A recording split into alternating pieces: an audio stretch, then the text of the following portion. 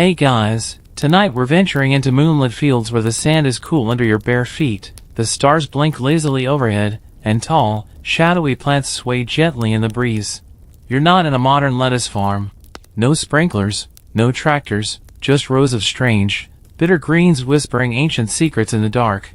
You pass a low wall of mud brick, the scent of crushed herbs hanging in the air, and then you see them, figures in linen robes, heads bowed, murmuring prayers not to a sun god, not to a war god, but to a deity with a very specific obsession, lettuce.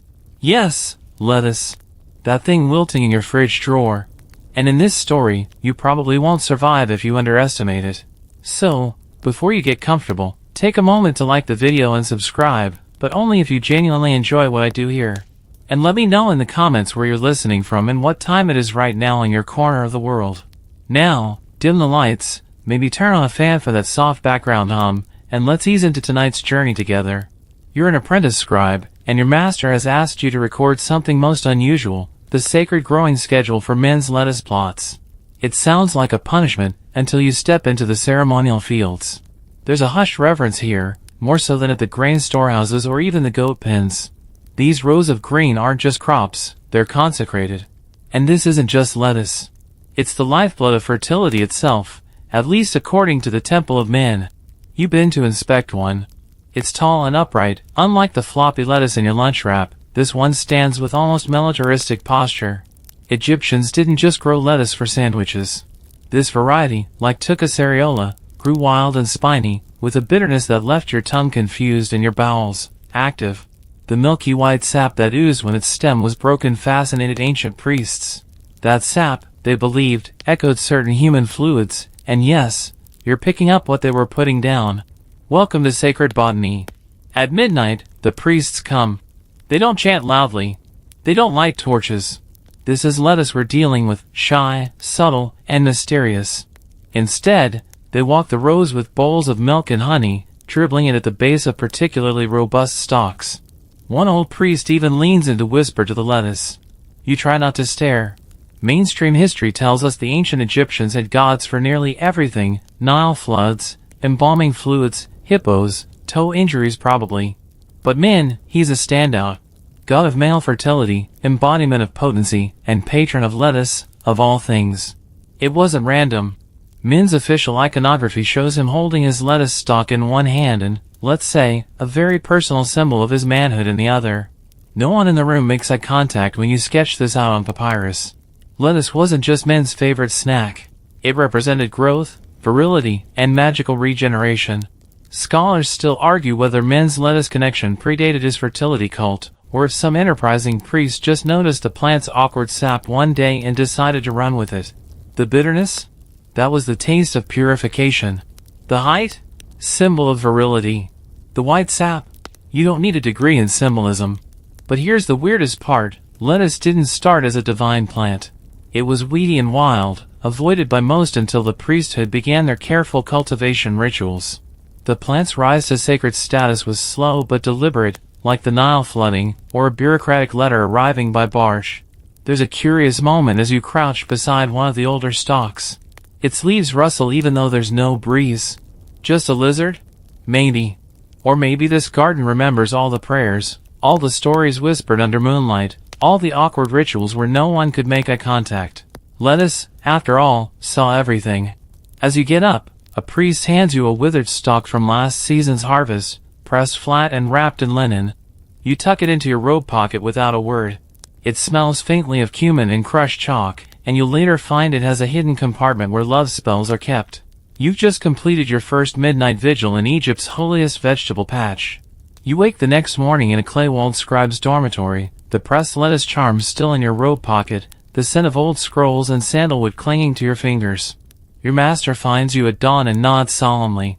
Time to meet the god himself, or at least the carved, painted, occasionally oiled version of him.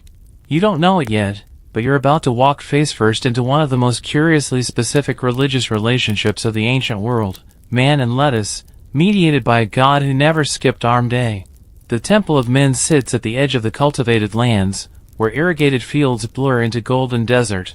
Its pillars rise like the trunks of petrified trees, each inscribed with prayers to fertility, bountiful harvests, and, oddly often, firmness. The air inside is cooler than outside, thick with incense and the low chanting of priests who clearly skipped breakfast. You trail behind them, watching as they sprinkle powdered resin along the temple floor, murmuring the same word over and over, Min. Min. Min. You finally lay eyes on him. The statue of Min towers at the far end of the sanctuary, cloaked in darkness, but illuminated just enough for the awkward details to catch your eye. Min is not subtle. He stands bolt upright, legs together, left hand grasping his erect, exaggerated, fertility, and right hand holding, you guessed it, a tall, stiff stalk of sacred lettuce. You make the mistake of making eye contact with a priest during this revelation. He coughs and pretends to inspect a crack in the wall. Mainstream scholars agree Min was an ancient fertility deity whose worship likely predates unified Egypt itself. His cult was especially prominent in Coptos and Akhmim, where desert trade routes brought all kinds of influences. Some think Min's lettuce wasn't even native, just a bitter import that took on meaning when its peculiar sap and growth habits matched Min's symbolic role. Historians still argue whether the lettuce came first or the fertility symbolism did. Either way, there's no denying the pairing stuck. Like peanut butter and jelly. Or in this case, awkward stares and temple lettuce. One priest begins polishing Min's statue with a cloth soaked in something slick and fragrant. Lettuce oil, he says, with a reverence usually reserved for rare perfumes. You notice a stone basin nearby filled with pale greenish liquid, where lettuce leaves have been soaking for days. The smell is sharp, like crushed herbs and secrets. There's a ritual today, a private offering from a merchant whose wife is having trouble conceiving. The man enters nervously, carrying a basket of 3 perfect lettuce heads. He kneels, says nothing. A priest steps forward, lifts the stalks toward the statue, then gestures to the floor. The merchant lies flat, face down, while the lettuce is arranged on his back. It's less dignified than you expected, clearly. You shift uncomfortably behind a papyrus pillar. Now the chanting begins, low and rhythmic, punctuated by the occasional slap of oil being applied to stone. One priest begins waving a palm frond in time, brushing bits of dust off the base of Min's plinth. It's part prayer, part performance. You think, this is the most lettuce-intensive moment in this man's life. Fringe accounts suggest that some followers believe that God actually inhabited the lettuce during these rites. Not symbolically, literally. As in, the lettuce itself became temporarily divine. The idea makes you glance warily at the heads lined up near the altar, wondering if one might blink at you. Outside the temple, you find graffiti scratched into an old storage wall. It's a crude image of Min in what can only be described as an extremely enthusiastic lettuce stalk. Some ancient prankster? Or a sincere act of devotion from a layperson who couldn't afford temple access? One of the priests follows your gaze and chuckles. The god doesn't mind being laughed at, he says. He just minds being forgotten. You think that says a lot, for a god, or a lettuce plant. That night, you lie awake, staring at the reed ceiling, trying to process what you saw. A god with a vegetable scepter. A merchant lying under a salad. Holy oil that smells like parsley and commitment. You reach into your robe and find the dried stalk from the field. It's brittle now, but somehow it feels heavier than before, like it's soaked up centuries of strange faith. Welcome to the cult of men. Hope you like your greens with a side of divine potency. By the time the festival rolls around, you're no longer just observing. You're carrying baskets, chanting the opening lines, even helping fluff the ceremonial lettuce arrangements before they're hauled in front of the god's statue like honored dinner guests. The Temple of Men is alive with preparation, flutes warble from the side chambers, oil lamps flicker against limestone walls, and someone drops a jar of pickled garlic near the entrance, causing a priest to shout, "Not again," as if this were a recurring, lettuce-related crisis. The celebration today isn't for men directly, it's for fertility more generally, but let's not kid ourselves. Lettuce is the star of the show. You're asked to carry a bundle of young stalks, their spiny leaves twitching as if they know they're about to become symbols of celestial baby-making. Outside, the people gather, locals, traders, distant pilgrims all packed into the temple courtyard, fanning themselves with palm leaves and shielding their eyes from the sun. At the heart of it all stands a ceremonial altar decked in linen, flower garlands, and heads of sacred lettuce so artfully arranged they'd put a modern food stylist to shame.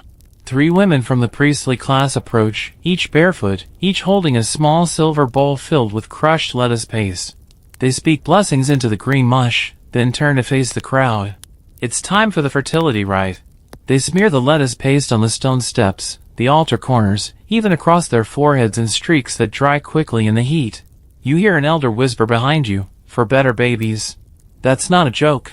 Ancient Egyptian medicine regarded lettuce not just as food, but as a powerful aphrodisiac. It was thought to increase virility, encourage conception, and, this one's a bit less glamorous, keep the digestive system moving. Some scrolls even recommend lettuce seed oil for libido-boosting ointments. Historians still argue whether lettuce was genuinely effective or if people just saw what they wanted to see every time the sap dribbled from a stalk. And here's the kicker, the fertility power wasn't just metaphorical. Couples trying to conceive would sometimes eat nothing but lettuce for a full moon cycle. Wealthier families even hired priests to bless their crops before dinner. Imagine telling your date, "Don't worry, this salad was consecrated by the high priest himself." During the ceremony, a young couple steps forward, both visibly nervous. They're handed a pair of small lettuce plants in clay pots and asked to walk slowly around the altar, clockwise, 3 times. As they pass, people throw petals and murmur hopeful phrases, "May your house be full of laughter, may your child be strong," and one person who possibly misunderstood the assignment yells, "Don't drop it."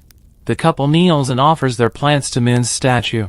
One priest steps forward to bless them with a dab of lettuce oil on each forehead. You wonder briefly if this might sting. Then again, fertility isn't always comfortable. One of the lesser-known facts is that lettuce was also associated with divine regeneration. Min's domain wasn't just about new babies, it was about cosmic rebirth, seasonal renewal, and the endless, miraculous loop of growth from seed to stalk and back again. You realize now, lettuce wasn't worshipped because it was leafy, it was worshipped because it was inevitable. There's a moment in the late afternoon, as the sun dips and the flutes soften, when a group of elderly women begin singing an old folk hymn about the green that brings the child. You don't catch every word, it's in a dialect that predates your schooling, but the melody stays with you. The tune loops, soft and sleepy, and for a heartbeat, the whole courtyard seems to sway with it. Quirky footnote. One scrap of papyrus tucked away in a less visited archive describes a lettuce-based fertility potion that required soaking the leaves overnight in goat's milk and then whispering the name of your beloved into the bowl before dawn. If the milk curdled, it was considered a bad omen. If it didn't, well, you'd better start decorating the nursery. As the sun slips below the horizon, the priests begin collecting the leftover lettuce paste, returning it to earthen jars for later use.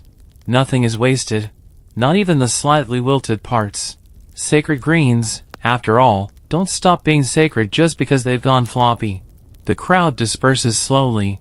The couple with the clay pots walks hand in hand down the temple steps, whispering to each other with shy smiles. You stay behind to help sweep the altar and fold the linens.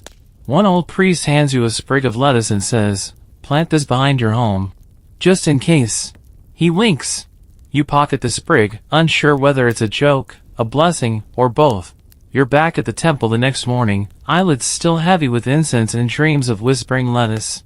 Today's duty is quieter, less dancing, fewer smeared foreheads, more oil. A ceremonial cleansing. You're invited, no, drafted, to help the attendants anoint the sacred objects of Min's shrine. It's a privilege, they say. You're not sure it's a privilege to be elbow deep in lettuce oil before breakfast, but you nod respectfully and follow the others into the inner sanctum. The oil is cloudy and pungent, a mixture of pressed lettuce seeds and something else, perhaps frankincense, or maybe old ambition. It's stored in squat alabaster jars, warm to the touch even in the morning chill. The first object you're asked to clean is an incense bowl, simple enough. Then a pair of ceremonial sandals that no one seems to wear. But eventually, inevitably, you're handed a cloth and pointed toward the statue of Min himself. You approach. The towering form doesn't move, but the atmosphere thickens. It always does in here. A layer of old incense clings to the ceiling, and the faint smell of stone, sweat, and lettuce sharpens as you get closer. You begin the slow process of rubbing the oil along the base of the plinth, careful not to disrupt the older layers of residue. Another apprentice leans in and mutters, "Don't look him in the eyes."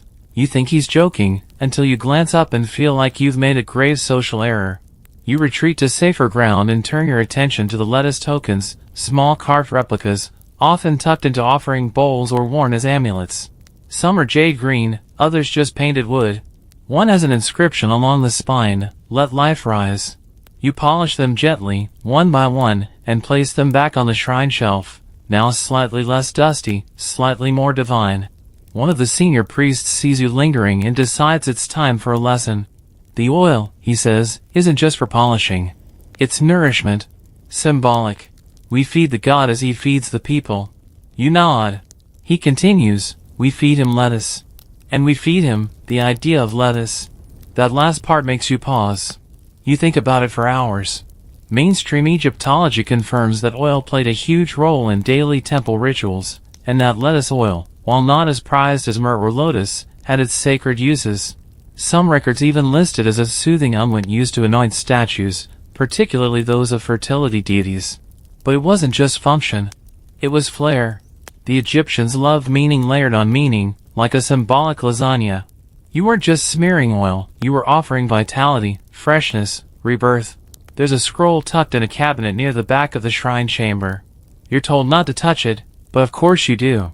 Inside is a series of prayers written in tight cursive, each one beginning with the same line, "To the god who rises, firm and green."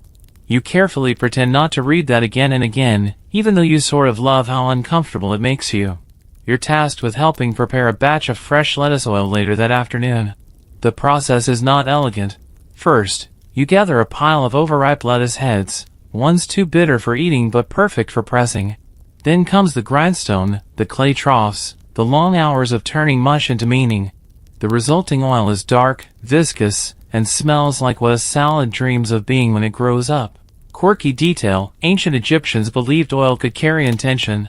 You had to think sacred thoughts while grinding the plants. Some even sang lettuce hymns during the process. You try humming something tuneless and reverent. It doesn't help the blisters on your hands, but the priests seem satisfied. Historians still debate whether lettuce oil was widely used beyond men's cult. Some argue it was just a local tradition, limited to certain temples. Others suggest it had medicinal or cosmetic uses among elite women, soft skin, abundant hair, fewer children. Yes, some believe lettuce might have acted as a contraceptive if prepared differently. The irony writes itself. By evening, your clothes are soaked, your arms ache, and your nostrils feel permanently lined with chlorophyll. But when the head priest blesses the jars and nods at your handiwork, you feel a strange kind of pride. You've turned humble greens into something holy. As you leave the sanctuary, someone slips a tiny bottle of lettuce oil into your satchel. For dreams, they say. You don't ask what that means. You'll find out soon enough. You find yourself, absurdly, in the middle of a royal lettuce field. Not the temple gardens this time. This is Pharaoh's own estate, a lush expanse behind walls so tall they keep out sand, wind, and most gossip. You've been summoned not as a priest, but as a scribe. Your task? Document the harvest. But not any harvest. This is the king's ceremonial lettuce, grown under astrological guidance, sung to at sunrise, and measured twice a week with a golden ruler. You shade your eyes and look out over the rows. This isn't the coarse, wild lettuce of common fields. These stalks are stately. They grow in nearly perfect lines, straight and obedient, as if aware they belong to the divine bloodline of Ra himself. They glisten in the morning dew, standing tall like green obelisks. They also smell surprisingly sharp. You note this for your records. Royal lettuce fields, pungent in the early light. A high steward marches over, robes fluttering dramatically, and hands you a wax tablet.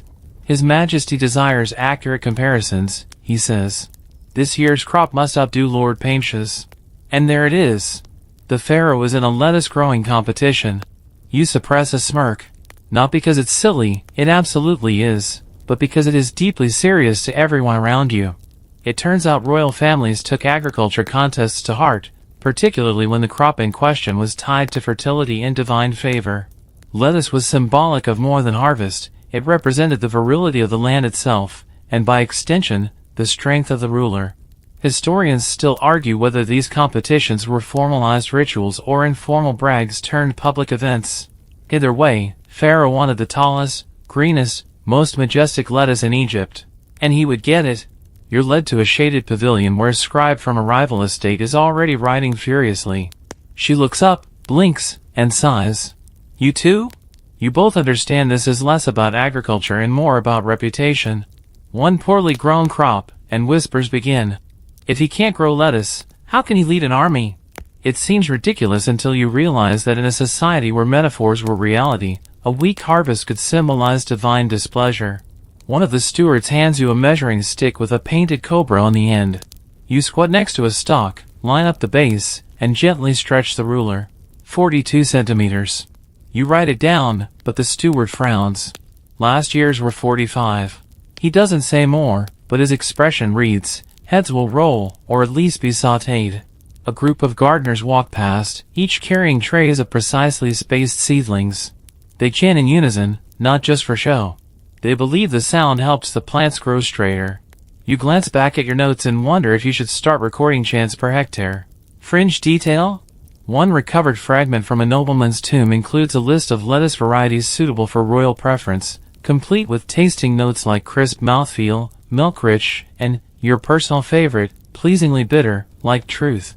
You wonder who got to be on that lettuce tasting panel. Later that afternoon, you attend the harvest blessing. Pharaoh does not appear, but a wax figure of him is paraded down the central row. A high priest sprinkles lettuce oil onto the figure's wooden feet. Behind him, dancers sway with arms stretched high, holding bundles of grains like floral bouquets. The music is hypnotic, flutes, hand drums, the occasional shout of straight and tall, which you assume is both agricultural advice and spiritual encouragement. The symbolic climax involves placing the tallest lettuce stalk in a silver vase marked with hieroglyphs for strength, renewal, and you probably shouldn't eat this. The vase is then carried into a sealed chamber where only the pharaoh's closest advisors may enter. What happens inside? No one will say. But there are rumors, always rumors, that the stalk is preserved, dried, and kept as a kind of fertility relic. As the sun dips low, you're dismissed.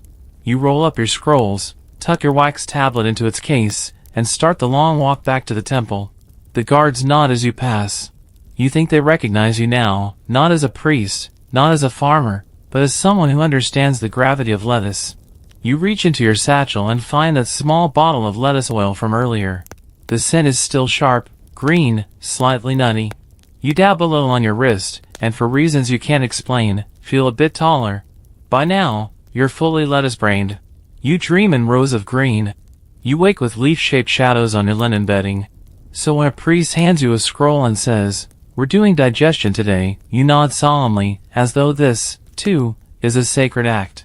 And in Egypt, it sort of is. The scroll is short but full of warnings. Lettuce is holy, but eat too much and you'll offend the stomach gods.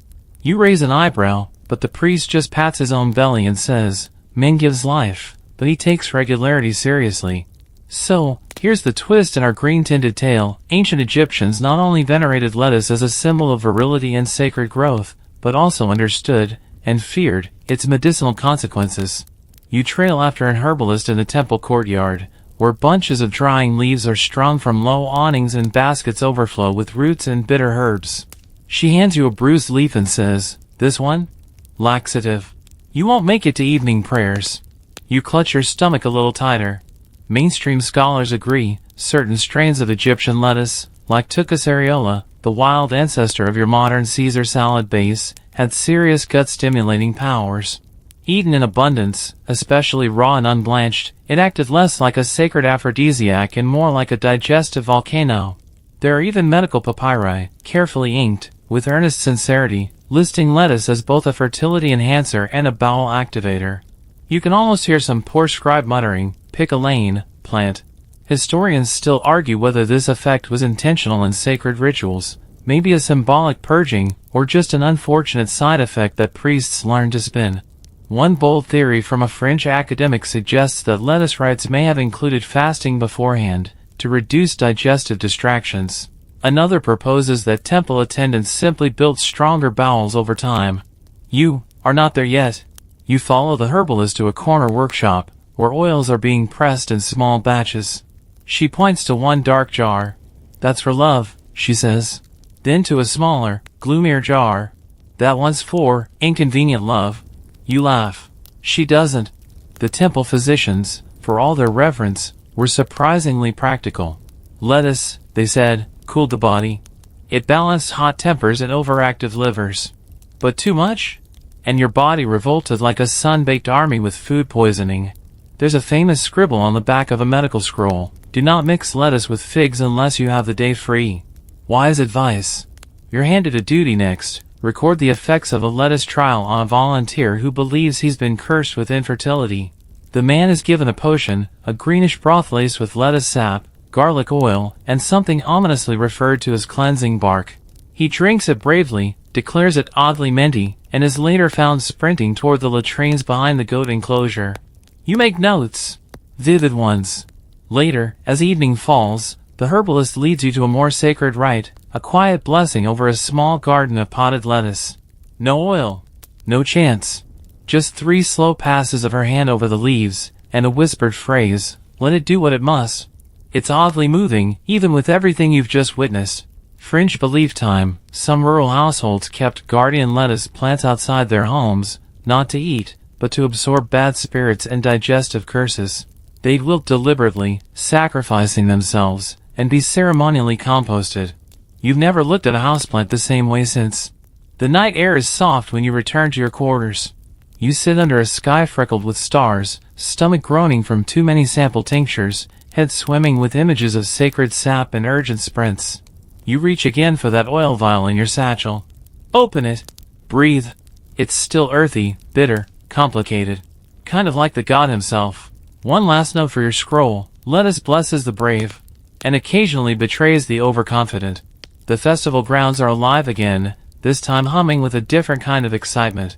No priests whispering incantations today. This is a full-blown lettuce celebration.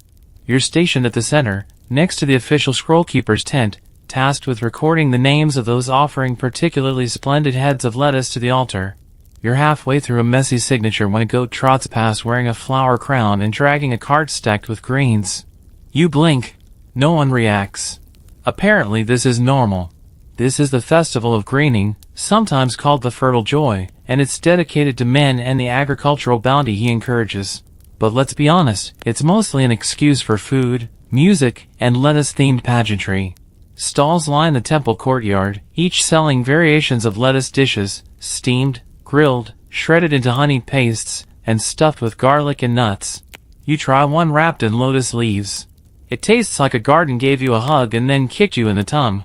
You find a group of children in linen tunics playing a game that involves tossing wilted lettuce leaves onto a painted bullseye.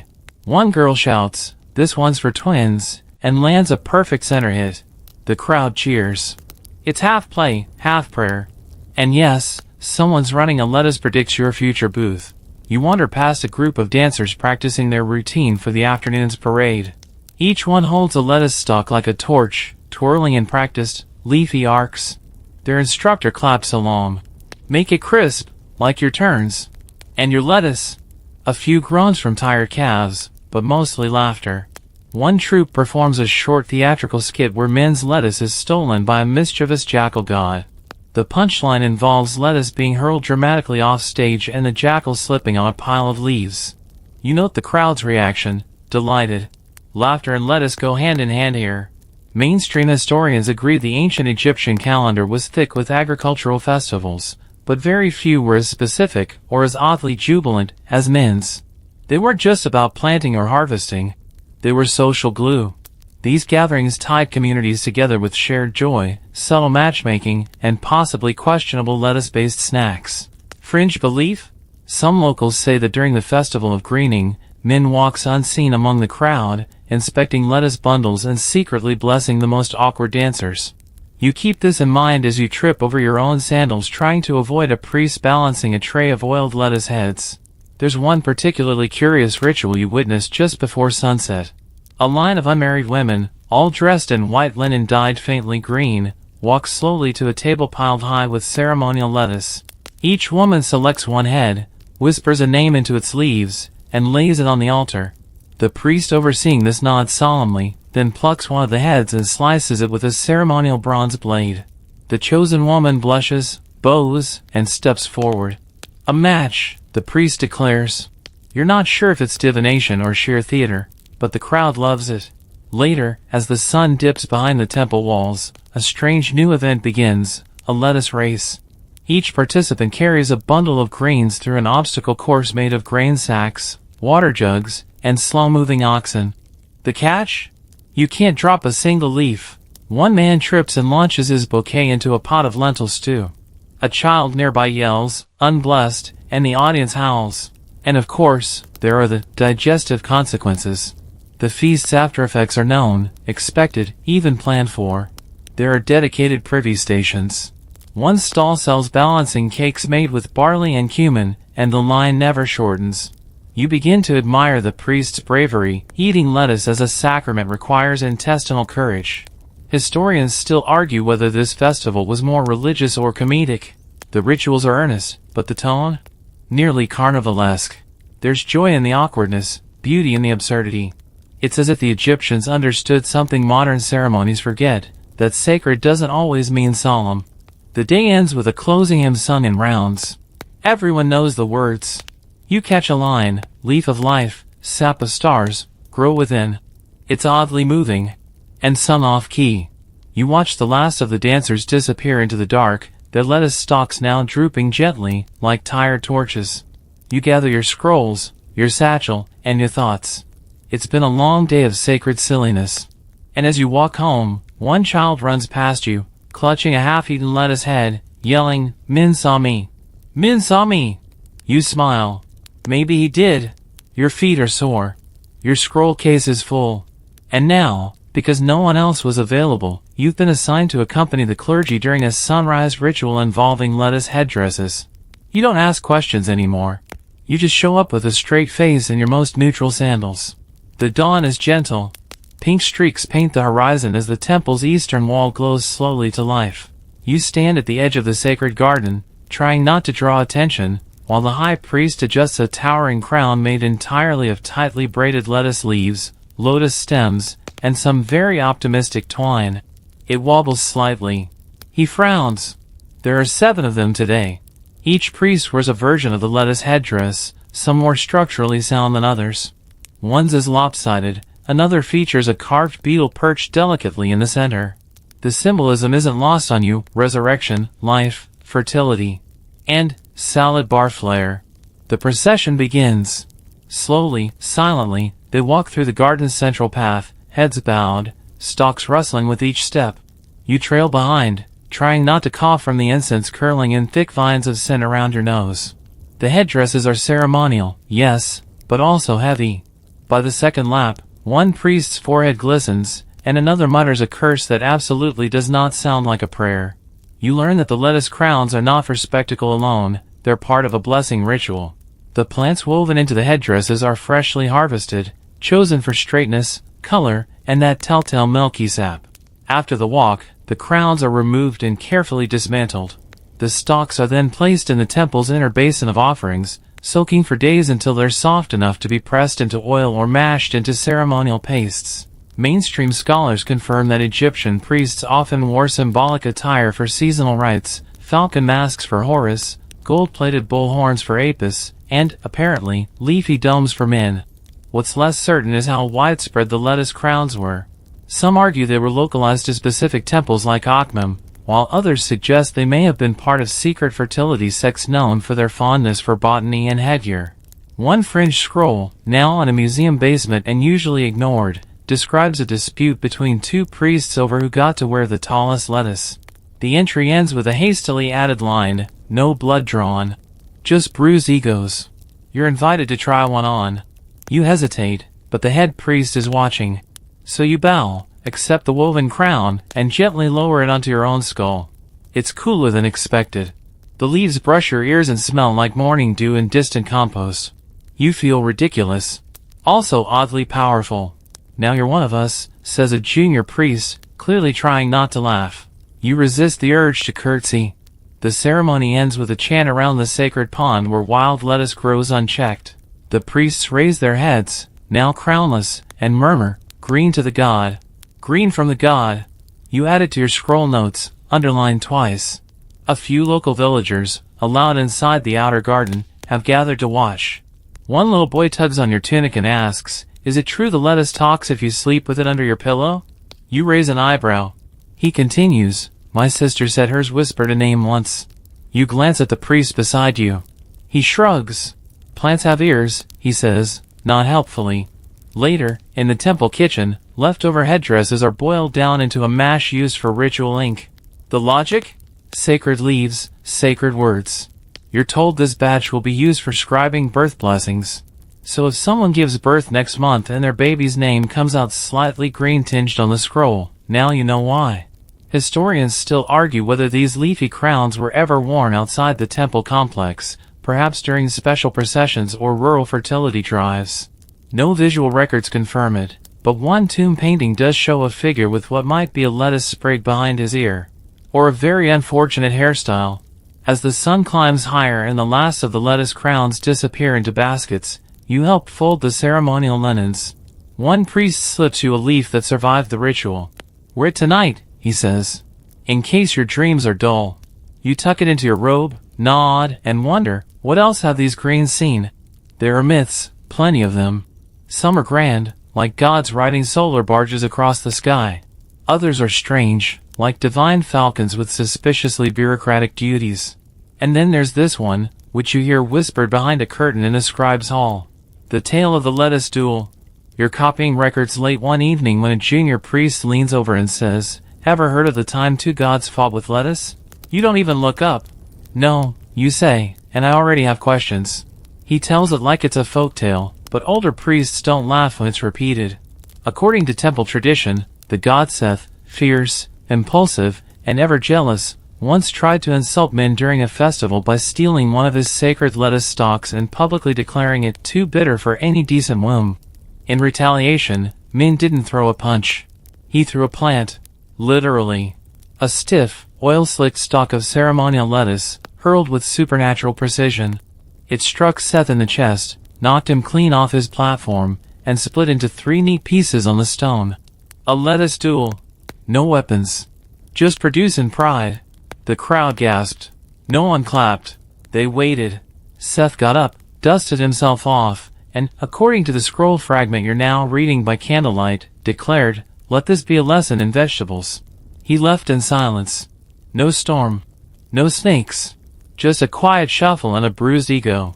Mainstream historians rarely mention this myth, but it crops up in the margins, usually coded in euphemism. Some suggest it was a metaphor for a priestly rivalry. Others believe it was part of a now-lost ritual play meant to remind worshippers of men's supremacy in matters of growth, masculinity, and agricultural fortitude. Historians still argue whether the tale was ever performed publicly, or kept as an in-joke among men's clergy. Fringe interpretation? The duel may not have been symbolic at all. One deeply enthusiastic scholar from a now-closed university claimed to have found lettuce-shaped welts on a temple wall carving. His theory: the event really happened. You remain skeptical. The duel echoes in temple culture, whether people acknowledge it or not. You start noticing carvings of men holding not just one, but 2 lettuce stalks. His statues seem taller than before. Even the gardeners talk about duel-worthy leaves when tending the sacred beds. Later, during evening instruction, a senior priest teaches a chant that ends with the line, "Let no insult pierce as deeply as the holy stalk." You glance around. No one's laughing. There's also a strange ritual reenactment held in a side chamber once a year. No public audience, no grand festival. Just a small group of initiates, each given a lettuce stalk and instructed to defend the garden. You ask to watch. You're denied. Not until you've earned your leaves, one priest says cryptically. You begin to collect scraps. In the records hall, you find a torn scroll with rough sketches, 2 figures, one upright, one tumbling, and a tall stalk raised like a sword. In the temple kitchens, an old cook hums a tune whose lyrics reference the sap of justice. When you press him, he claims not to remember where it came from. You add this to your growing understanding. Lettuce, for the Egyptians, was not just a gentle symbol of fertility. It had bite. It had strength. It could shame a storm god, defy bluster, and stand tall when pride was wounded. A plant, yes, but a sacred weapon, too. One night, you try your own reenactment in your room. You find a spare stalk, hold it aloft, and whisper, "Let this be a lesson in vegetables." You nearly knock over your lamp. You chuckle. But in the dim flicker of the flame, you imagine Men himself giving the smallest, smuggest nod. You've been granted rare access to the tomb of a noblewoman known only as Sataneb, buried on the desert's edge with her favorite comb, a jar of eyeliner, and, oddly, a mural of herself frowning at a head of lettuce. You're not joking. It's painted on the north wall, nestled between more traditional scenes of wine offerings and family gatherings. She looks absolutely disgusted. You point it out to the excavation priest, who snorts. She didn't want it near her in death. Some people felt that way. And just like that, a forbidden thread unspools in your lettuce-lined tapestry. Not everyone in Egypt worshipped the leaf. The deeper you descend into the tomb's antechambers, the more apparent this becomes. Sataneb's offerings are rich, wine, bread, dried figs, but nowhere do you see the sacred green. Even the garden depicted on the outer sarcophagus has everything except lettuce. When you point this out, the priest gives you a look and says, some households believed it disrupted the peace of the afterlife. Too stimulating. Too stimulating. For lettuce. You pause and realize, maybe you haven't been looking at it from the right angle. Mainstream texts do occasionally mention abstentions. Some funerary lists exclude lettuce entirely. It turns out that while lettuce was revered in life for fertility and virility, it wasn't always welcome in the stillness of death. Historians still argue whether this was a widespread taboo or a case-by-case belief. Some families may have seen lettuce, with its milky sap and symbolic vigor, as disruptive to the carefully balanced, quiet eternity they hope to enjoy. Your scrollwork takes you to a funerary manual from a Theban archive, where an annotation in the margin reads, "Do not place lettuce near the jar of silence." The jar of silence is believed to be a metaphysical metaphor, perhaps for the soul's rest, or for peace in the afterlife. Either way, lettuce was out. There are more curious signs of this conflict in burial practices. One embalming scroll includes a line about washing the body clean of green heat. Another contains a list of unsettling foods, with lettuce nestled between raw onions and fermented goat's milk. A priest at the scriptorium tells you, they didn't fear lettuce.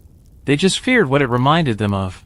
You return to Sataneb's tomb the next morning and spend an hour sketching the mural. Her painted expression is withering. Not rage, just disapproval. You begin to wonder if her family had ties to rival temples, ones where men's rights weren't held in high esteem. Perhaps they followed a goddess of stillness, not sap. One who prized modesty, not growth. Fringe interpretation time. A little-known group of desert mystics known as the Daughters of Dust may have viewed lettuce as a masculine corruption of the natural stillness of death. A surviving scrap of poetry from their sect reads, "Let no sap stain the breathless earth." It's dramatic. You love it. There's also archaeological support for this quiet rejection. In burial sites near Aswan, researchers have found cleansing gardens with no trace of lettuce.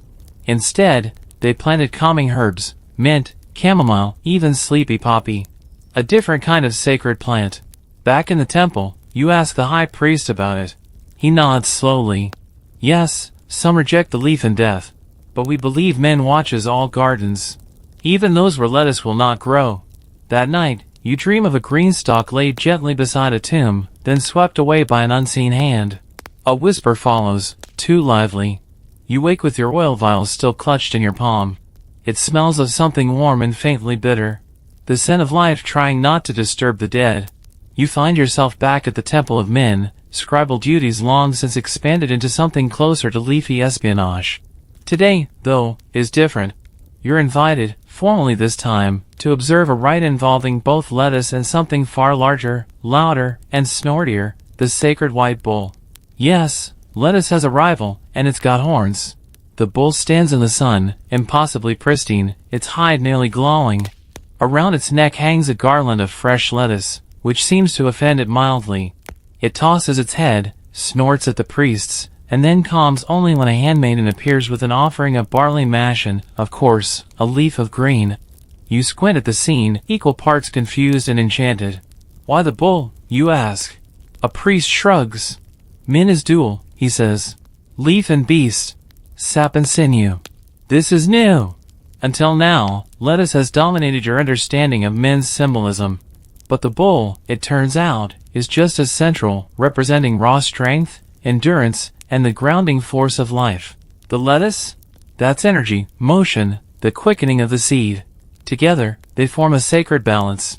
One soft, one hard, one silent, one bellowing loud enough to scare the novice acolytes into dropping their scrolls. The ritual is meticulous. First, the bull is led in a slow circuit around the temple garden. Every few paces, a priest stops to wave a lettuce stalk in front of its snout. The bull doesn't eat them, just snorts and moves on. Then comes the offering. The tallest lettuce plant from this week's harvest is held aloft and lowered to the bull, who sniffs it and, finally, bites clean through the stalk with a crunch that echoes. The crowd murmurs. Apparently, this means the seasons will be favorable.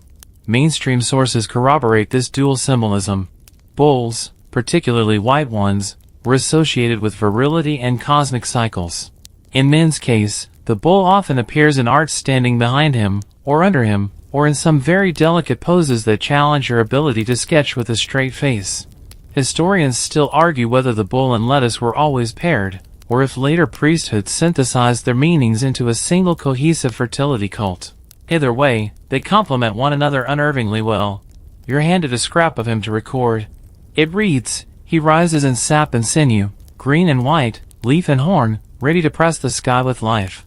You're about to copy it when a breeze picks up and blows your ink-dabbed stylus straight into the bull's pen. You consider retrieving it, look at the bull, and decide you're not feeling quite that scholarly today. Later, in a quiet antechamber, you learn of the ceremony of binding, an ancient rite where newly married couples were given two tokens, one carved bull, one carved lettuce stalk. They bury both under their home to ensure balance in their union. One fragmentary instruction reads, "If your bull breaks, the year brings hardship. If your leaf wilts, your dreams will sour." No pressure.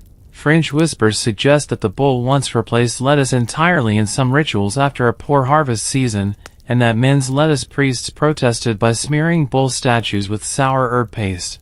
This may explain one ancient complaint tablet that reads, "The temple stinks of war and rotten greens." As dusk falls, the bull is led back into its private stable, garland removed, lettuce trampled under its hooves. The priests collect what's left, sweep it into baskets, and murmur a closing prayer. One piece of advice you overhear: never let the bull eat in silence. It invites imbalance. You think about that. About the balance between soft and strong, subtle and thunderous. Lettuce may be sacred, but so is the beast that devours it. You're polishing a ceremonial inkstone when a priest tosses a scroll onto your lap and says, "Read it." The goddesses have opinions. And oh, do they ever. Turns out, not everyone in the Egyptian pantheon was thrilled about all this lettuce worship, particularly not the divine women tasked with fertility, healing, or, as you quickly discover, dignity. You unfurl the scroll carefully. It's a compilation of temple hymns and cautionary tales, all centered around lettuce offerings gone awkward. In one, a priest attempts to present sacred greens to Hathor, goddess of love and music. Her statue is later found tilted just slightly away from the altar, as if politely declining. In another tale, the goddess Isis allegedly withholds a blessing until the offending lettuce is replaced with fig cakes. The message is clear: lettuce might please men, but it doesn't win over everyone. The most biting story is the myth of the sulking goddess, Sekhmet, lion-headed and fire-eyed, once received a bouquet of oiled lettuce during a healing rite.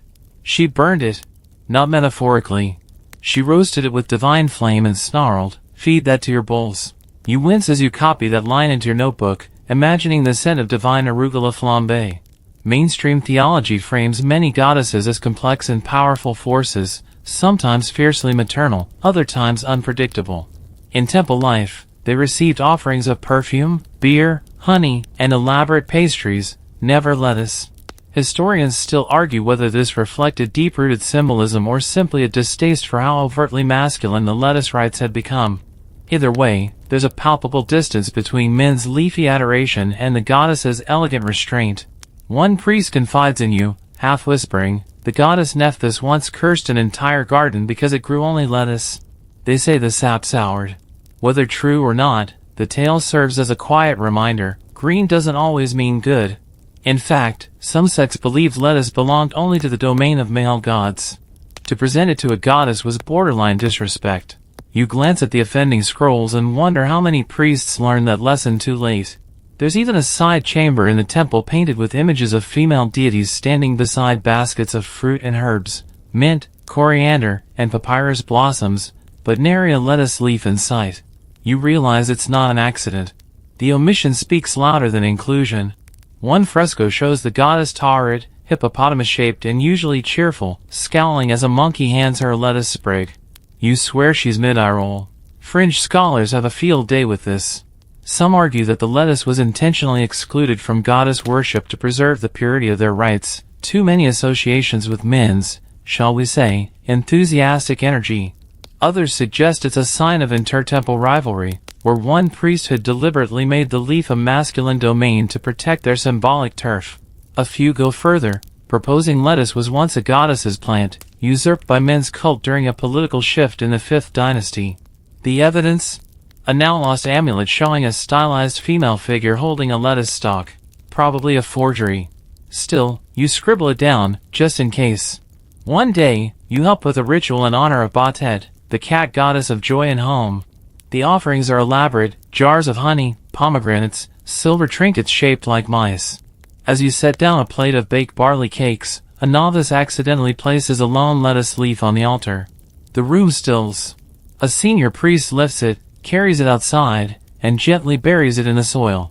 "Wrong altar," he says, not unkindly. That evening, you pass through the temple garden and see a group of older priestesses gathered near a fig tree, laughing over something.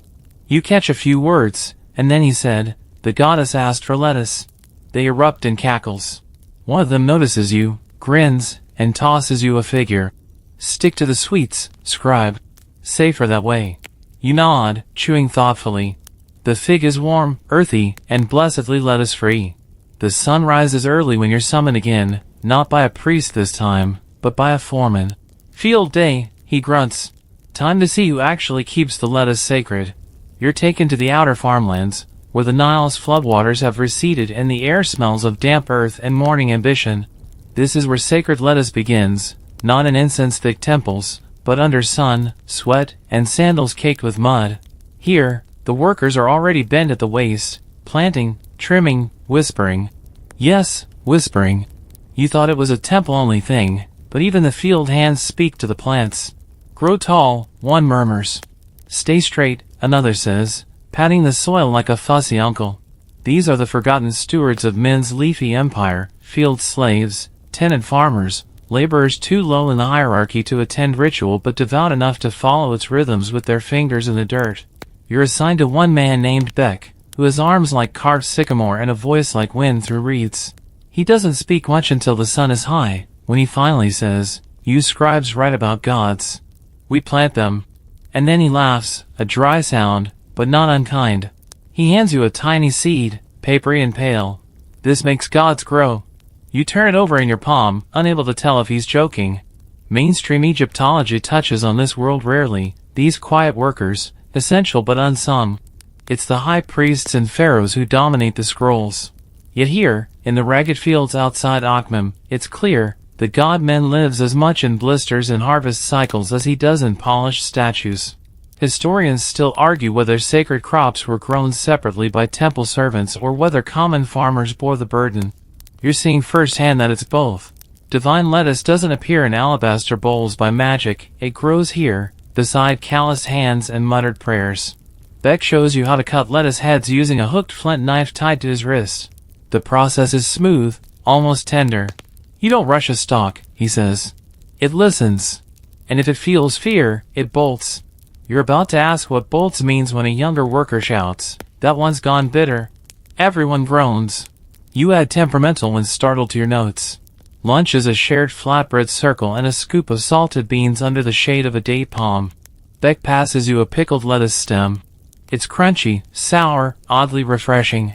You say so, and someone nearby quips, "Better than a god's lecture, eh?" More laughter. As the day lengthens, you help carry baskets back to the sorting area. The best stalks are set aside for temple use. The rest go to market, or to compost, if they're too crooked. But even the rejects are treated with a sort of reverence. One woman collects bent leaves into a clay pot and offers a brief chant. "For next season," she says. You realize she's not discarding them, she's blessing the scraps. Fringe beliefs run deep here. Some farmers won't step into the field on the third day of a waxing moon. Bad luck for lettuce, they claim.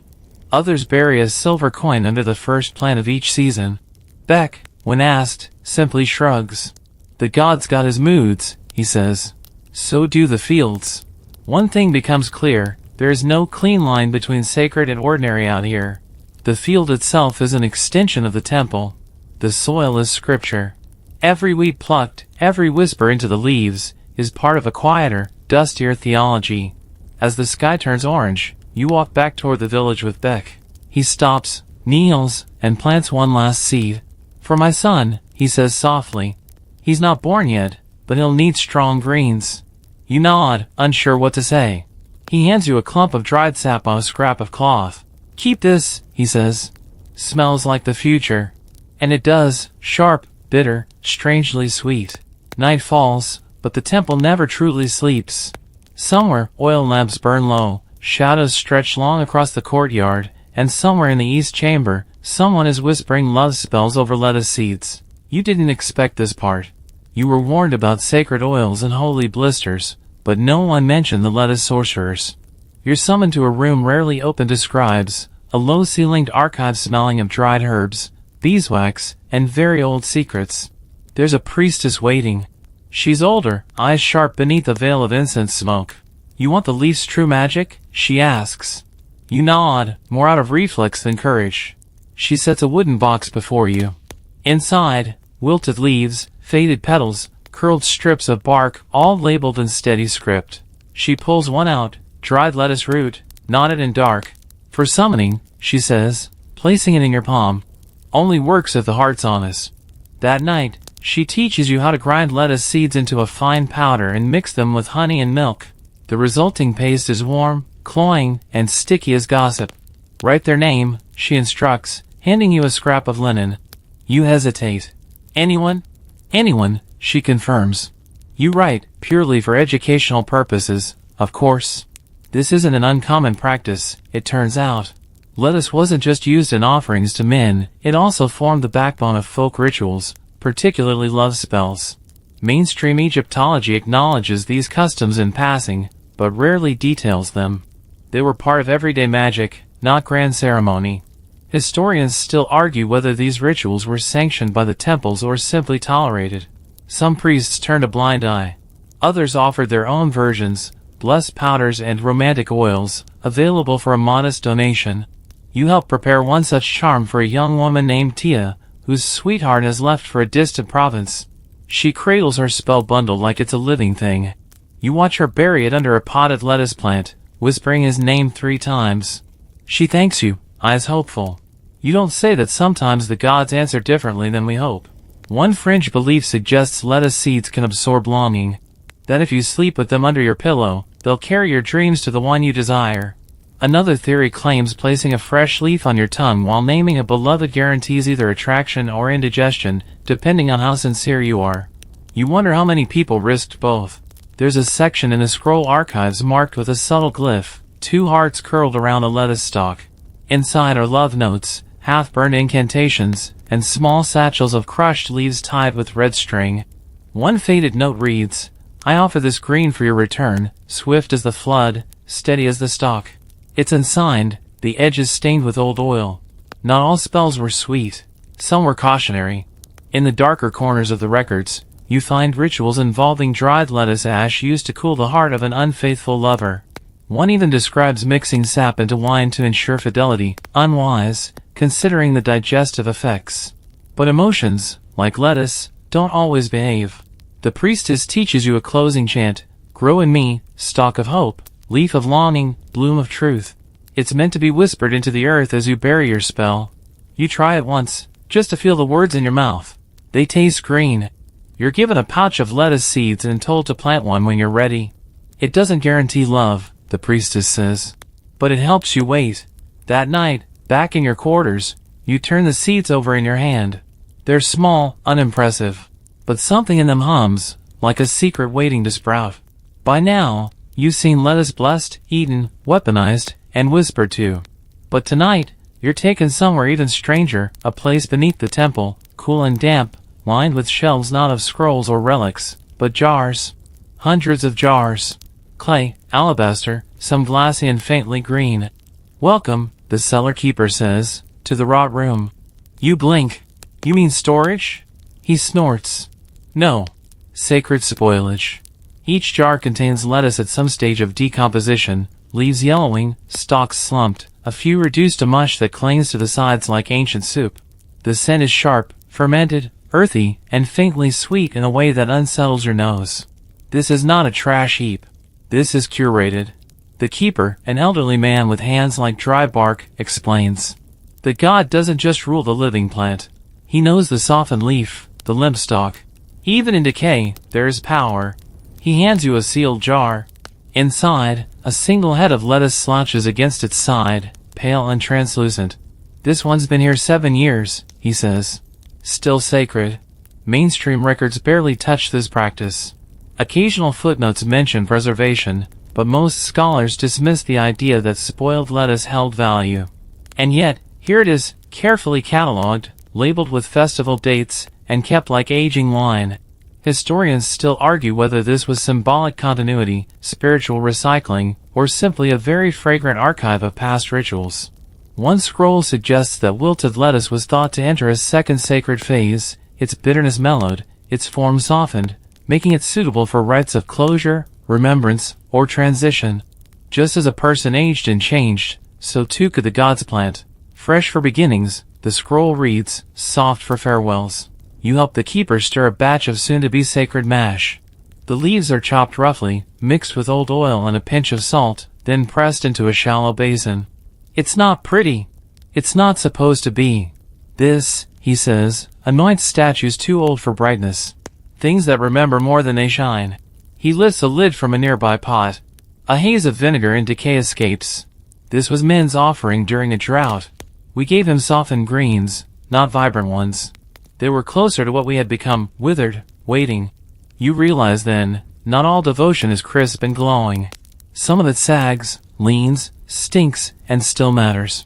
The temple even has what the keeper calls cool rooms, dark stone niches with thick walls where jars are kept to slow the rot, not stop it.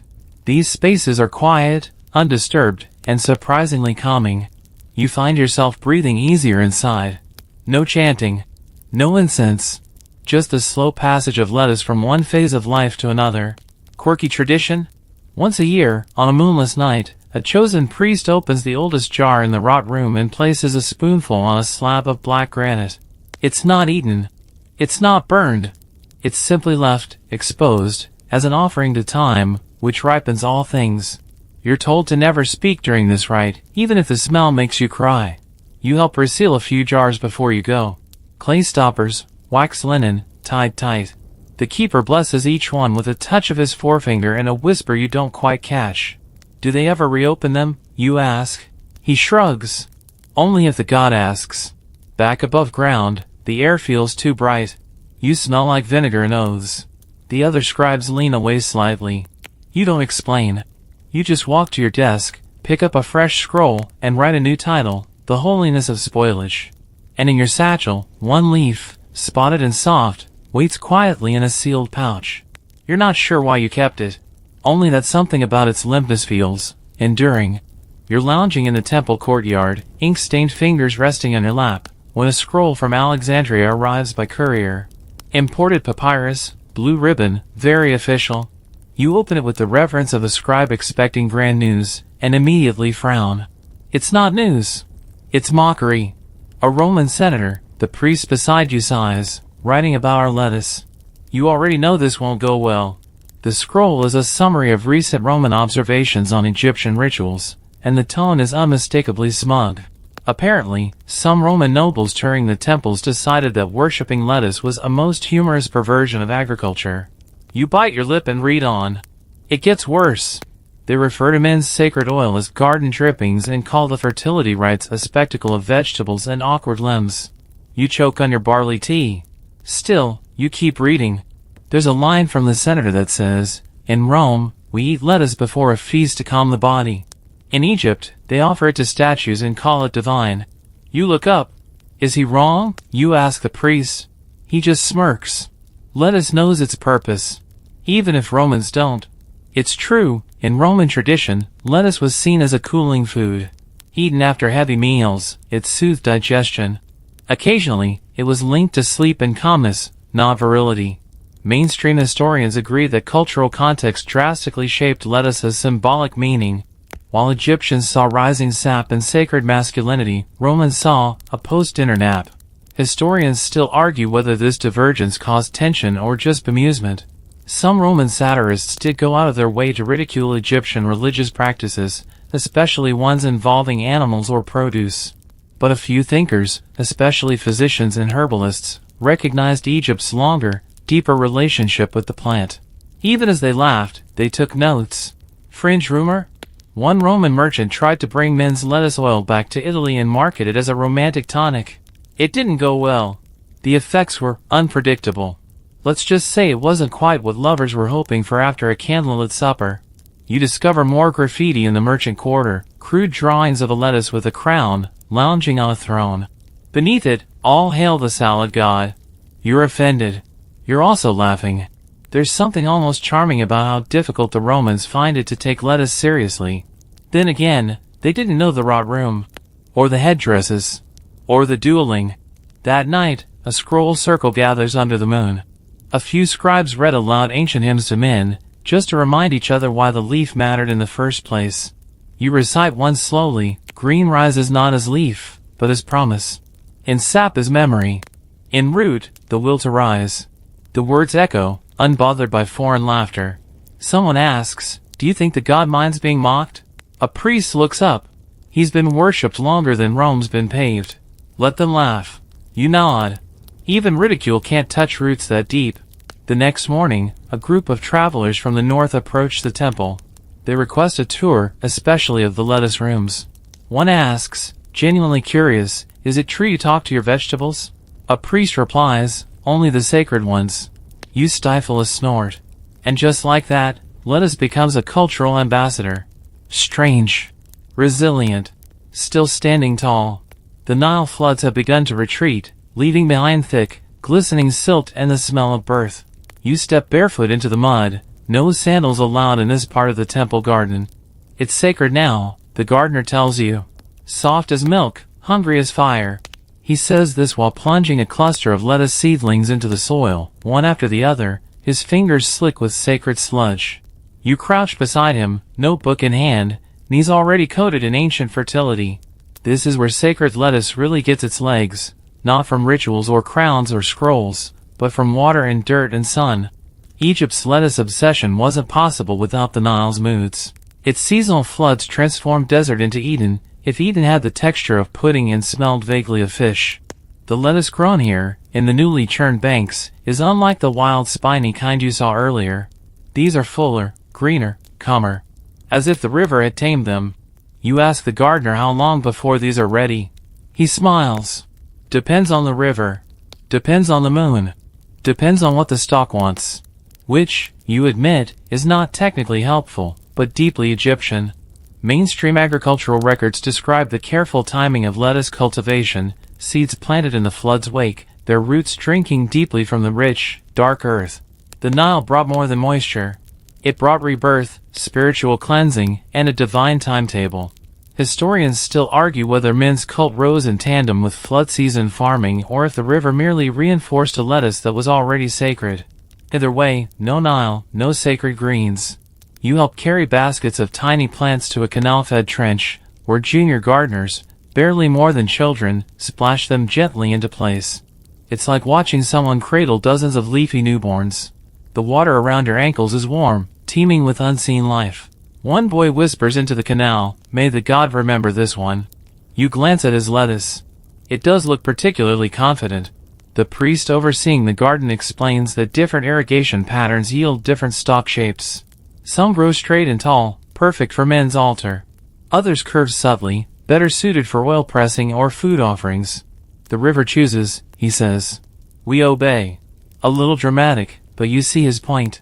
There's a curious device near the garden wall, a shaduf, its beam swinging between canal and furrow, lifting water like a slow-motion seesaw. You take a turn. It's harder than it looks. Your shoulder protests, your grip slips, and you dump half the water on your own feet. The others clap politely. It's good luck if you spill, someone lies. Fringe traditions suggest that the Nile itself was seen as men's divine partner. A few obscure hymns call the river the sap of the earth and describe lettuce as his growing laughter. One particularly poetic scroll claims the Nile carries men's thoughts in its currents and deposits them wherever roots are brave enough to dig. As the sun peaks, you sit under a sycamore and eat slices of cucumber and pickled lettuce on barley bread. The gardener offers you a sip of canal-chilled beer, sour and gritty, but welcome. You write about gods, he says. But gods live here, under your feet.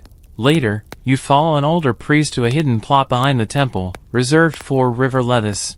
These plants are never harvested. They're allowed to grow, flower, and wither naturally. The god's private garden, he calls it. We don't touch. We just watch. The stalks are taller than you, sun-bleached and dreamy. A few sway even though there's no breeze. You don't ask questions.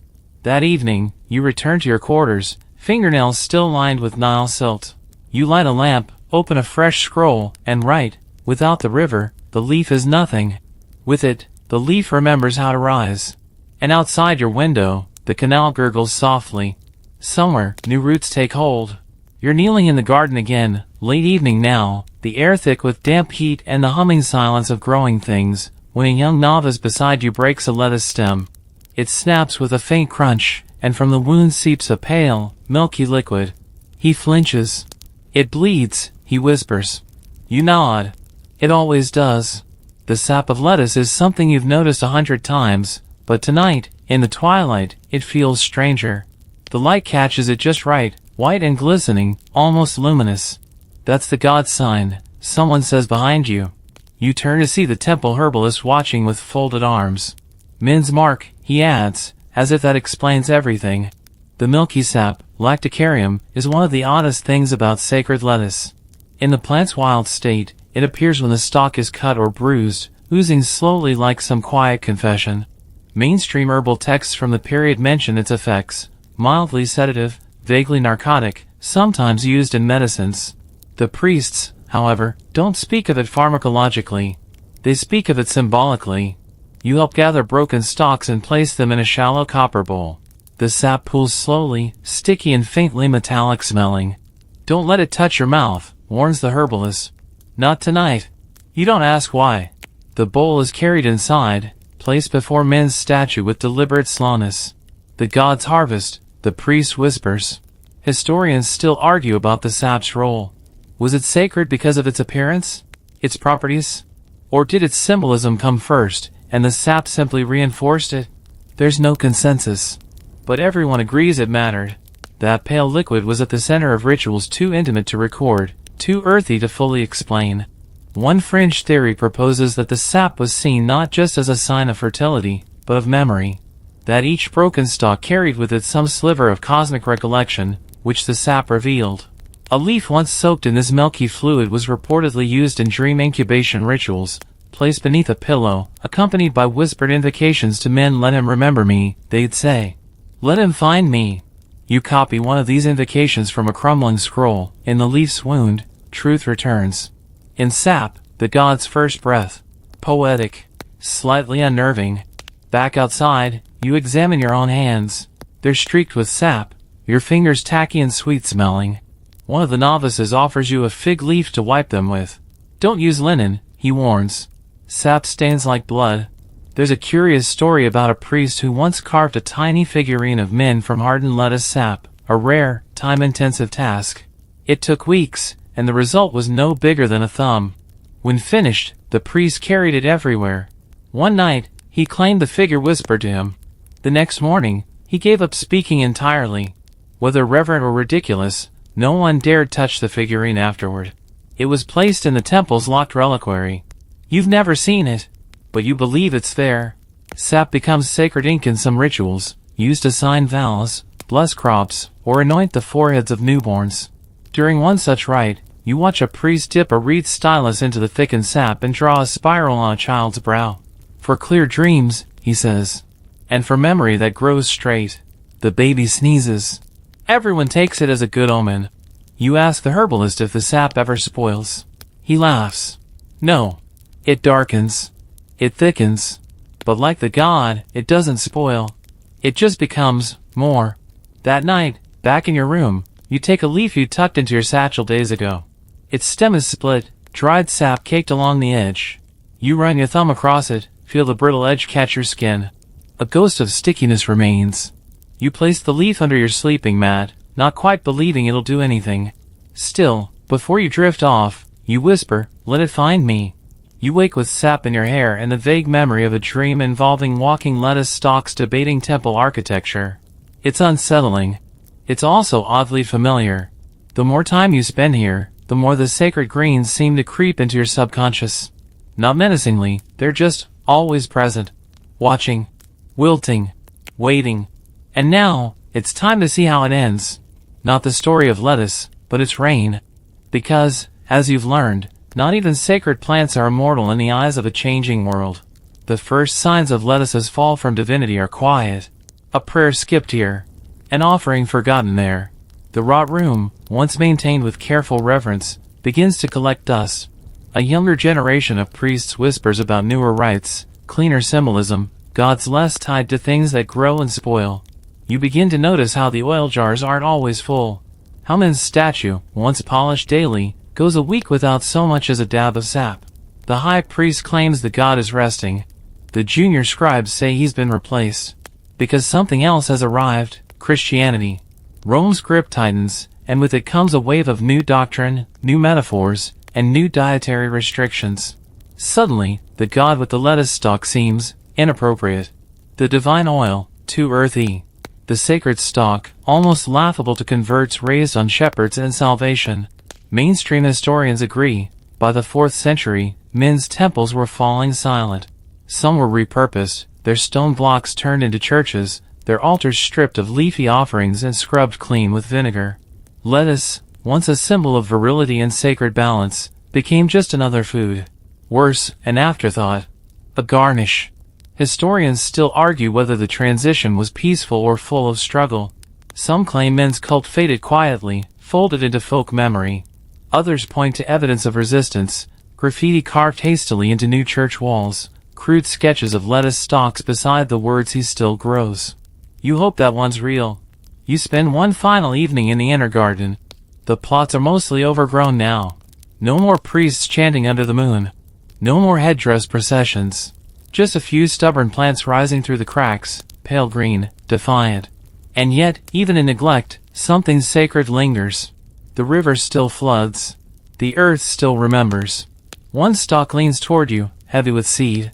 You pluck it gently and press it into your notebook, between 2 unfinished pages.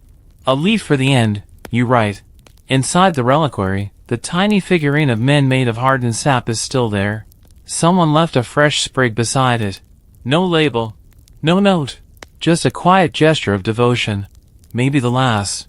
You help close the temple gate that evening. Not seal it, just close it. Tomorrow, a new faith arrives to cleanse and claim. But tonight, the air still carries that bittersweet scent of sap and soil. In one final act of defiance, or reverence, you press oil into your palms, rub it between your fingers, and whisper the oldest chant you know. In leaf, the promise. In sap, the breath. In stalk, the god who rises. And in that moment, Min stands tall once more. They've boxed up the scrolls. The sacred ink jars are sealed with wax. One of the priests, older than most doors in this place, gently folds the ceremonial linens with a care that's more reflex than ritual. The Temple of Min is not dead, not exactly. But it is sleeping. The god is no longer called each morning. No sap drips into copper bowls. The gardens are unweeded, the statues undusted. Still, you walk through the halls slowly, with the kind of reverence you reserve for dreams you haven't quite woken from. Today, you've been asked to help with one final duty, documenting what's being left behind. You sit cross-legged in the courtyard, stylus in hand, writing down the last recorded inventory of Min's temple holdings. Entry 3, 53 jars of sacred oil, still potent. Entry 8, 1 stone basin, green-stained. Entry 11, 29 carved lettuce amulets, some cracked, none discarded. You pause over that one. Then underline it. Down in the wrought room, the jars remain, some untouched, some weeping sap through hairline cracks. The air is richer than ever, overripe, sour-sweet, heavy with endings. The keeper is gone. No one will tend these jars anymore. You press your palm to one. It's warm, as if the leaf inside is still trying to speak. One priest comes with a hammer, pauses at the threshold, and says, "We'll wall it in. Better to seal than desecrate." You nod. A sensible decision. but you quietly tuck one small vial into your satchel. For memory. For mischief. For men. Mainstream historians rarely detail what happened to the last followers of these older gods. Some adapted. Some vanished. Some whispered their prayers into the wind and hoped the wind remembered. Historians still argue whether the cult of men simply dissolved, or if it slipped underground, becoming part of herbalist practices, kitchen magic, lullabies sung to infants as they drifted off, bathed in the scent of crushed greens. French folklore in Upper Egypt tells of a leaf man who appears in dreams before the flood, carrying a stalk of lettuce and saying nothing at all. His presence, they say, ensures fertile fields. No one claims to worship him, but they don't turn him away either. You make your last visit to the inner sanctum just as the sun reaches its peak. The statue remains, now covered in linen, but you can still feel the weight of his gaze beneath. The floor is dustier. The offering's gone. But something presses in the silence, a fullness, not an absence. You kneel, not out of habit, but because you suddenly need to. From your robe, you pull the first dried leaf you ever carried, brittle and nearly translucent now, the veins like river deltas. You place it on the step below the statue and whisper, "You were not forgotten."